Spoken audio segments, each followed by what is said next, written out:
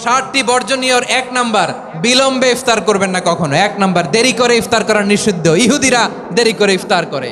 লা ইয়াজালুন নাসু আলা খাইরিন মা আজ্জালুল ফিতরা। বিশ্বনবী বলেছেন, এই উম্মত যতদিন আগে আগে ইফতার করবে, এই উম্মতের কপাল থেকে কল্যাণ কেউ ছিনিয়ে নিতে পারবে না। চিল্লায় বলেন ঠিক কি না? আজানের জন্য বসে থাকবেন না, সময় দেখবেন। স্থানীয় সময় যখন সূর্যাস্ত হওয়া মাত্রই বিসমিল্লাহ, খেজুর খেয়ে ফেলবো। পারবেন তো নাকি দেরি করবেন? 2 নাম্বার, রমাদানের পবিত্রতা বজায় রাখবো। কোনো তর্ক বিতর্ক অশ্লীলতায় আমরা জড়াবো না, ঝগড়া করবো না, সরাসরিও না, ফেসবুকেও না। করবেন কেউ গালি দিলে বলবেন ইন্নিমরুউন সায়েম, আমি রোজাদার। আল্লাহর হাবিব শিখিয়েছেন, কেউ যদি তোমার গালি দেয়, কটু কথা বলে, অশ্লীল কথা বলে, রমজানে তুমিও বলতে পারবে না। তুমি বলতে পারবা ইন্নিমরুউন সায়েম, আমি রোজাদার। আজকে থেকে নিয়ত করেন, রমজানে কেউ গালি দিলে আপনি একটা গালি দিবেন নাকি? কি বলবেন? রোজাদার, রমজানের পবিত্রতা আমি ভঙ্গ করতে পারবো না। অশ্লীল নাটক সিনেমা আমরা দেখব না। যে রমজানে মিথ্যা কথা, মিথ্যা কাজ, মিথ্যা সাক্ষী ছাড়তে পারে নাই, তার না খেয়ে থাকা, উপবাস থাকা দিয়ে আল্লাহর কিছু যায় আসে না। এজন্য মিথ্যার সাথে আমাদের কোনো সম্পর্ক আছে? মিথ্যা বলবো না। 4 নাম্বার, অপচয় করব না। ইন্নাল মুবাযযিরিনা কানু ইখওয়ানা শায়াতিন ওয়া কানা শাইতানু লিরাব্বিহি কাফুরা। অপচয়কারী শয়তানের ভাই। আচ্ছা, যে শয়তানের ভাই ও নিজেও আরেকটা কি? শয়তান। যে শয়তানের ভাই ও নিজেও আরেকটা কি?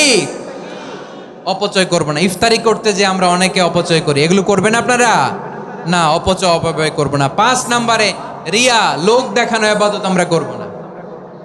লোক দেখানোর জন্য নামাজ, রোজা, জিকির, তেলাওয়াত, দান, সদকা এগুলো করলে আল্লাহর দরবারে এগুলো কবুল হবে।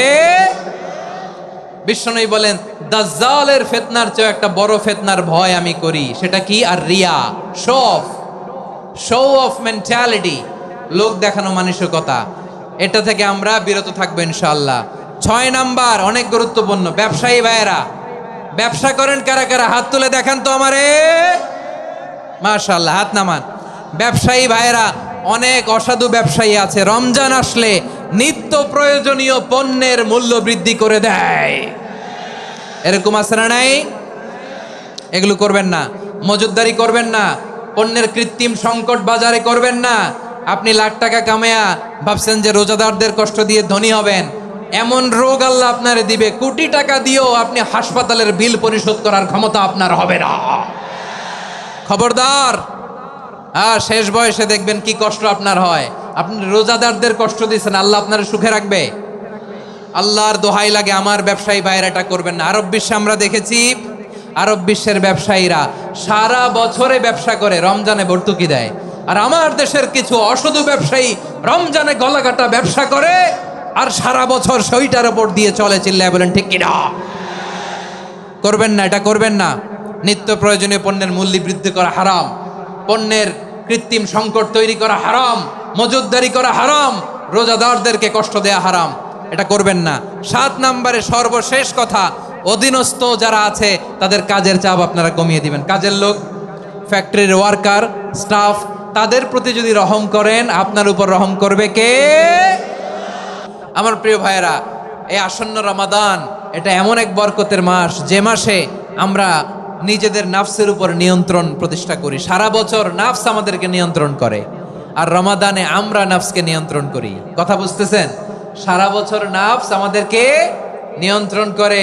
এই যে এখন আমার খেতে মনে চাইলে যে খেজুর রাখা, আমি খেজুর খেতে পারবো। নাটস আছে, বাদাম খাইতে পারি। খাইতে মন চাইলে পানি, আমার রুহুটা চায়, আমার নাফসটা খেতে চায়, আমি খেতে পারি, পান করতে পারি। বিবাহিতরা দিনের বেলায় স্ত্রীর সাথে মেলামেশা করতে চাইলে করতে পারে, কিন্তু রমাদানে দিনের বেলায় খেতে মনে চায় কিন্তু আমরা খাই। আমার প্রবৃত্তি খেতে চায় কিন্তু প্রবৃত্তির কথা আমরা শুনি, কথা কয় না। রমজানে খেতে মন চাইলে আমরা খাই। তৃষ্ণায় গলা ফেটে যায়, গলার ছাতি ফেটে যায়, কিন্তু এক ঢোক পানি কি আমরা গিলি? বিবাহিতরা দিনের বেলা স্ত্রীর সাথে কি মেলামেশায় যায় না। তার মানে সারা বছর নফস আমাদেরকে নিয়ন্ত্রণ করে, আর রমাদানে নফসের উপর আমরা নিয়ন্ত্রণ প্রতিষ্ঠা করি। নফসের লাগাম আমরা রমাদানে টেনে ধরে। চিল্লায় বলেন ঠিক কিনা? এজন্য আমার প্রিয় ভাইয়েরা, নফসের উপর নিয়ন্ত্রণ নিতে চাইলে রমাদানের রোজার কোনো বিকল্প নাই। এটা এমন মাস যে মাসের ফজিলতেরও কোনো শেষ নাই। এই মাসকে বলা হয় দ্য মান্থ অফ হোপ। এটা আশা জাগানিয়া মাস। রমজানের কথা শুনলে আশা জাগে না হৃদয়ে? হ্যাঁ, ইদা জা রমাদান ফুতিহাত আবওয়াবুস সামা ওয়া গুল্লিকাত আবওয়াবু জাহান্নাম ওয়া সুফিদাতিশ শায়াতিন। রমাদান আসলে আকাশের দরজাগুলো খুলে দেয়া হয়, মানে জান্নাতের। জাহান্নামের দরজাগুলোকে লক করে দেয়া হয়, শয়তানকে চেইন আপ করা হয়। ইবাদত করলে শুধু করতেই মনে চায়। চিল্লায় বলেন না সুবহানাল্লাহ। রমজানে ইবাদতে যেই মজা পাওয়া যায় সারা বছর অন্য কোনো মাসে এই মজা আপনি পান? আমার চাঁপাইনবাবগঞ্জের ভাইরা আওয়াজ করে বলেন না, রমজানে ইবাদতে যেই মজা অন্য মাসে এটা পান? কারণ রমজানে ইবাদত করলে সওয়াবও বেশি, ইবাদতের একটা পরিবেশ থাকে, ঠিক কিনা বলেন? অন্য মাসে ইবাদত করলে এর সওয়াব পাওয়া যায় গাণিতিক হারে, রমজানে ইবাদত করলে সওয়াব বাড়তে থাকে জ্যামিতিক হারে। সুবহানাল্লাহ কইবেন না? অন্য মাসে সওয়াব বাড়ে গাণিতিক হারে, রমাদানে ইবাদত করলে সওয়াব বাড়ে কিভাবে জ্যামিতিক হারে বাড়ে দেখেন। রমাদানে একটা নফল করলে ফরজের সমান সওয়াব, একটা ফরজ করলে 70 থেকে 700 গুণ সওয়াব, রমজানে ওমরা করলে হজের সমান সওয়াব। সুবহানাল্লাহ নাই? দ্য মান্থ অফ হোপ, আশা জাগানিয়া মাস। এই মাস আমাদেরকে হোপফুল করে, আশাবাদী করে। রমাদান যেমনি দ্য মান্থ অফ হোপ, আশা জাগানিয়া মাস, এট দ্য সেম টাইম এই রমাদান হচ্ছে মান্থ অফ ওয়ার্নিং, একটা ওয়ার্নিং এর মাস। নবী যেমনি আশা জাগাইছে আবার ওয়ার্নিং দিয়েও গেছে, খবরদার। ওয়ার্নিংটা কেমন? আল্লাহর হাবিব সাল্লাল্লাহু আলাইহি ওয়াসাল্লাম মসজিদে নববীর ভেতরে হঠাৎ তিনি মসজিদে নববীর মিম্বারে পা রেখে বললেন আমিন। দ্বিতীয় ধাপে পা রেখে বললেন আমিন, তৃতীয় ধাপে পা রেখে বললেন আমিন। সাহাবারা অবাক হয়ে বললেন ইয়া রাসূলুল্লাহ, ইয়া হাবিবাল্লাহ, 3 বার শুধু আমিন আমিন পড়লেন, কেন পড়লেন আমরা কিছু জানি না, আমাদেরকে জানিয়ে দেন কেন আপনি 3 বার আমিন বললেন। রাহমাতাল লিল আলামিন আল্লাহর হাবিব বললেন, ও আমার প্রাণের সাহাবীরা, আমি যখন মসজিদে নববীর মিম্বারের প্রথম ধাপে পা রেখেছি, সাইয়েদনা জিবরিল এসে আমাকে বলেছে, ও নবী, আপনার নাম শুনে যে ব্যক্তি আপনার উপর দুরূদ পড়ে না তার ধ্বংস। আপনি বলেন আমিন। আমি বলেছি আমিন।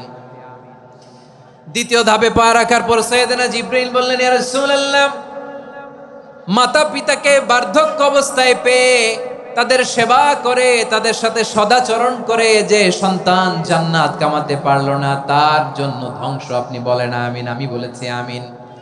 আবার মিম্বারের তৃতীয় ধাপে ঠিক যখনই আমি পা রাখলাম, সাইয়েদনা জিবরাইল বললেন, নবী, রমজান মাস পাওয়ার পরে এই মাসে ইবাদত করে যে ব্যক্তি নিজের গুনাহ মাফ করাতে পারলো না তার জন্য ধ্বংস। আপনি আওয়াজ করে পড়েন আমিন। কত বড় ধমক, কত বড় ওয়ার্নিং দেখছেন। যে রমাদান পেয়েছে কিন্তু রমাদানের ইবাদত করার মধ্য দিয়ে সে নিজেকে জাহান্নাম থেকে মুক্ত বানাতে পারলো না, তার উপর আল্লাহ লানত, তার জন্য ধ্বংস। সাইয়েদনা জিবরাইল বলেছেন আমিন, স্বয়ং বিশ্বনবীও বলেছেন আমিন। আওয়াজ করে পড়েন নাউযুবিল্লাহ। তাহলে রমজান আসবে আর আমরা নিজেদেরকে জাহান্নামীদের লিস্ট থেকে নাম কাটিয়ে জান্নাতীদের লিস্টে উঠাতে পারবো না। এর চেয়ে বড় হতভাগা কি আর কেউ থাকতে পারে? আওয়াজ করে বলেন। তাহলে রমাদানের এই রহমত, বরকত, মাগফিরাত, ফজিলত আমাদের কামাই করার দরকার আছে না নাই?